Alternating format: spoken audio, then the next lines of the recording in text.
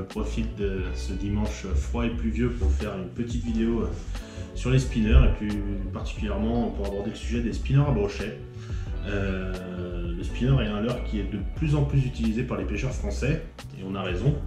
C'est vrai qu'auparavant, personnellement, j'ai toujours considéré que c'était un leurre à basse et au départ, quand les premiers spinners ont commencé à arriver sur le marché avec des acteurs comme Bouya, je voyais pas l'utilité ni l'intérêt d'utiliser ces leurres pour le brochet. Déjà, la cuillère n'était pas un leurre prioritaire pour moi pour pêcher le brochet. Le spinner, c'était une hérésie quelque part de les utiliser. Et comme il n'y a que les imbéciles qui ne changent pas d'avis, petit à petit, je me suis intéressé à ces leurres un peu particuliers, parce qu'ils ont quand même un aspect un peu bizarre. Et j'ai commencé à essayer à pêcher avec des spinners. Au début, sans résultat, à part attraper des arbres, je n'attrapais rien. Vu que c'était censé passer partout sans s'accrocher, j'essayais l'impossible. Et donc les premiers spinners ont tous fini tankés. Et puis, lors de mon premier voyage en Suède, j'ai emmené des spinners. Parce que je me disais que peut-être que ça pourrait être utile là-bas, vu que je savais que les plans d'eau étaient particulièrement encombrés. Grand bien m'en a pris, parce qu'effectivement c'est en Suède que je suis tombé amoureux des spinners et que j'ai commencé à toucher régulièrement du poisson avec. Malheureusement, je suis parti avec 3 spinners, je suis revenu avec un seul spinner. Le premier, la corde à piano a fini par casser à force d'être déformée par les roselières, par les brochets dans les herbiers, dans les nénuphars, et d'être systématiquement reformé à la main, déformé, reformé, au bout d'un moment le métal fatigue et casse. Et le deuxième, l'hameçon a cassé tout simplement. Donc voilà, c'est clair que les spinners qui étaient sur le marché, qui sont encore aujourd'hui sur le marché, ne sont pas du tout adaptés à la pêche du brochet. Et donc il y a à peu près un an, je me suis posé la question et je me suis dit mais il doit bien y avoir des spinners qui existent et qui sont suffisamment solides pour pêcher le brochet. En revanche, on ne les trouve pas facilement sur le marché. Donc j'ai commencé un peu mes investigations et j'ai fini par trouver quelques modèles qui répondaient à mes besoins de par la taille, mais surtout de par leur aspect solide. C'est-à-dire aussi bien que l'hameçon soit correctement dimensionné pour le brochet, l'armature également, parce que l'armature a besoin d'être épaisse. La corde à piano qui doit être utilisée ne doit pas être une corde à piano pour le bass, parce que vous l'avez tous remarqué, les spinners à basse c'est très joli, parfois ça coûte très cher et c'est pas pour autant que c'est solide. Donc je vais vous présenter un peu les différents spinners que j'utilise. J'utilise aussi bien du spinner à basse que du spinner dédié au musky initialement, qui du coup correspond bien au brochet, parce que le musky est un cousin du brochet et finalement la violence des combats est à peu près la même si le musky peut devenir un peu plus gros que le brochet. Alors dans un premier temps, forcément, comme tout le monde, j'ai utilisé des spinners à black bass. Bon, ici c'est un modèle de chez Megabass. Voilà, armature tordue, coût prohibitif pour un si petit spinner, une efficacité réelle, mais par contre c'est vrai que un gros brochet là-dessus, vous êtes sûr que quand le spinner arrive, l'armature elle est presque toute droite. Donc c'est sympa, c'est très polyvalent parce qu'effectivement si vous ne pêchez pas des spots remplis uniquement de brochets, ça permet de prendre de la perche, ça permet de prendre du chevenne, pourquoi pas du cendre. Donc c'est toujours intéressant d'en avoir dans sa boîte, mais c'est vrai que pour la traque exclusive du brochet, c'est donner de la confiture au cochon. Voilà, j'ai toutes sortes de spinners à basse comme ça, avec des variantes de couleurs, des palettes noires, des palettes argentées, des palettes dorées, palettes rouges par exemple. Donc c'est toujours intéressant d'avoir un panel de couleurs variées. J'ai même essayé la nouveauté de cette année qui a fait énormément de buzz et qui pour ma part n'a absolument rien rapporté pour l'instant. Ensuite, j'ai continué de chercher et je suis tombé chez Duo, qui présente la seule alternative industrielle sur le marché français de spinner vraiment costaud. Donc c'est un spinner qui est à la base développé pour la pêche du snakehead en Asie. Donc c'est un poisson qui est réputé pour faire un combat vraiment violent et des attaques puissantes. Donc là pour le coup on a une vraie armature. Comme vous pouvez le voir, hein, c'est une armature très solide. Mais pour le coup, même si on a un gros hameçon, je le trouve petit et finalement le spinner n'est pas si grand que ça.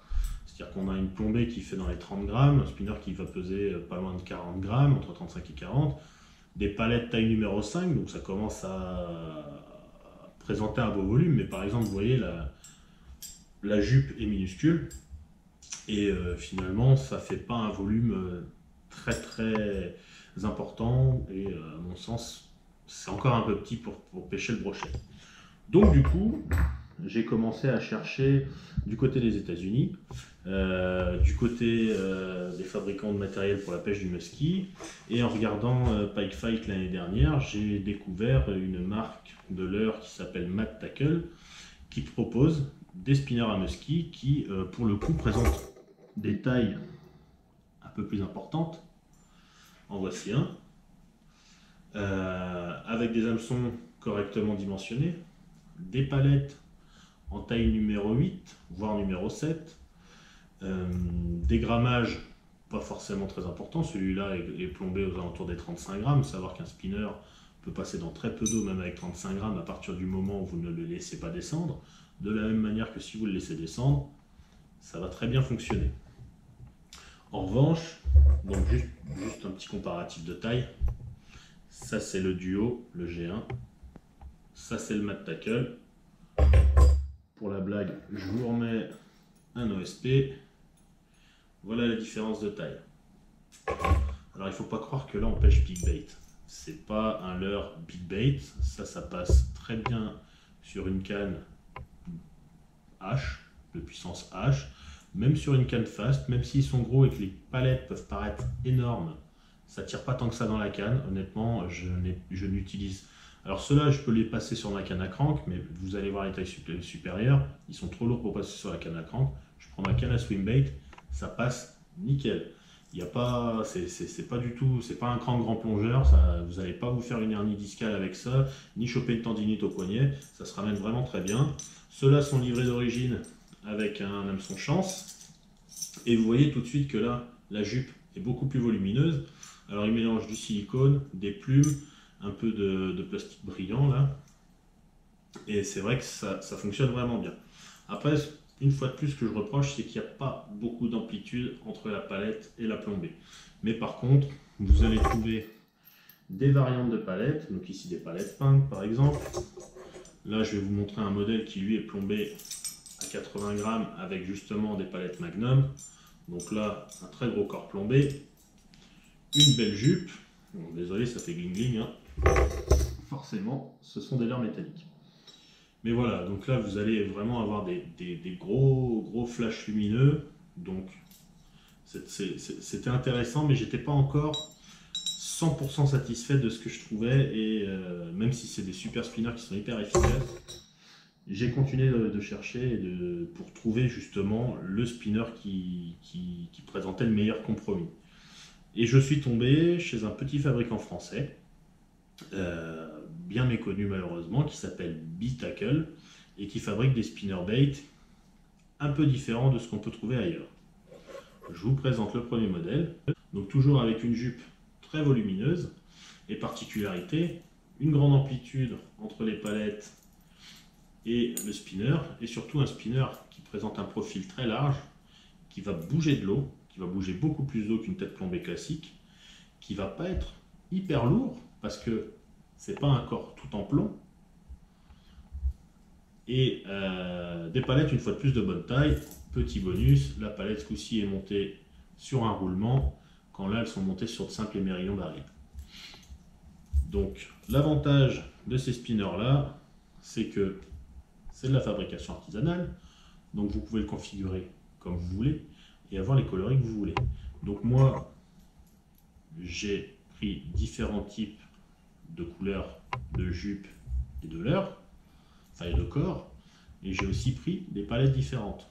Par exemple une palette allongée comme ça, dite Willow martelée avec les petits points, une Colorado, donc palette plus arrondie, lisse, argentée, de la même manière que je vais avoir pris des Willow lisses, dorées, pour pouvoir justement varier. Il y a certaines fois, ils vont mieux réagir sur l'argenté, certaines fois mieux réagir sur le doré. Alors, la généralité dit que temps ensoleillé, on met de l'argenté, temps couvert, on met du doré. Il ne faut pas se limiter à ça. Moi, s'il fait beau, je vais mettre parfois du doré, parfois de l'argenté.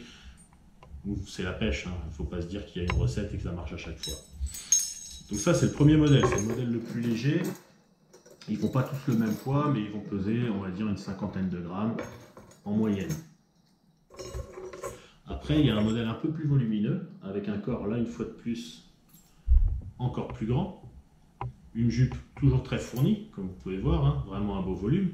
Mais là, voilà, on a vraiment le volume d'un poissonnet, d'un leurre traditionnel, avec l'attraction supplémentaire de la palette au-dessus. Donc là, une fois de plus, un spinner de grande taille. Je vous remontre le comparatif. Ne pas se dire que ça, c'est pour les furieux et les aficionados du big bait.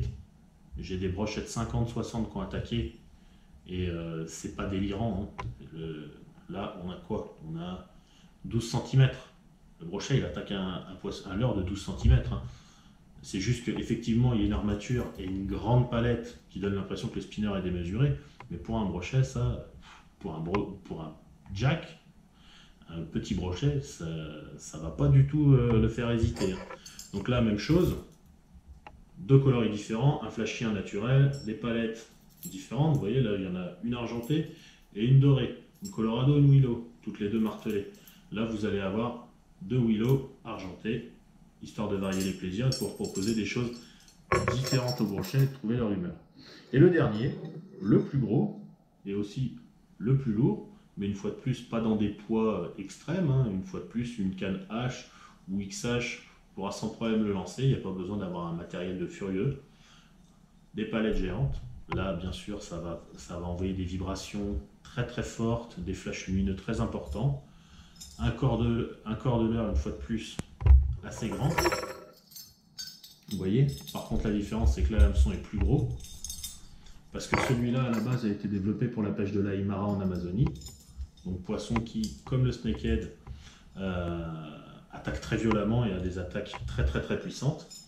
Et donc voilà, les pêcheurs qui l'ont testé là-bas sur l'Aimara étaient très agréablement surpris que le spinner survive à plus d'un Aimara, ce qui sur les spinners du commerce, c'est pas du tout le cas en général, ils sont flingués direct. Donc voilà, des armatures très très solides, donc ça garde toujours une souplesse de spinner, mais par contre j'ai jamais un brochet qui a déformé une seule armature de ces spinners là. Tout comme les armatures de ces spinners-là n'ont jamais été ouvertes par un brochet. Et on voit d'ailleurs que ce sont des spinners à brochet.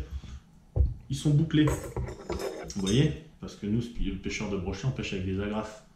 Pas comme les pêcheurs de basse américains qui pêchent avec du fluoro et qui font un nœud sur les spinners. On dit toujours, spinner bait, nœud. Mettre une agrafe là-dessus, c'est s'assurer qu'elle va venir se promener là ou là et que le spinner, à lancer sur deux, va mal se ramener. Là, justement, les spinners sont bouclés, vous pouvez pêcher avec une agrafe et ça ne bougera pas, ça va rentrer en action de pêche immédiatement. Donc voilà, des variantes, de couleurs, de palettes, c'est ce qu'il faut avoir dans ces boîtes de spinner.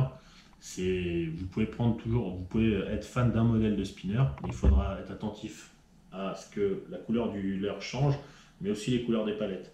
Vous voyez par exemple les duos, j'ai trois couleurs, une plus naturelle, une dans les tons rouges, une Fire Tiger.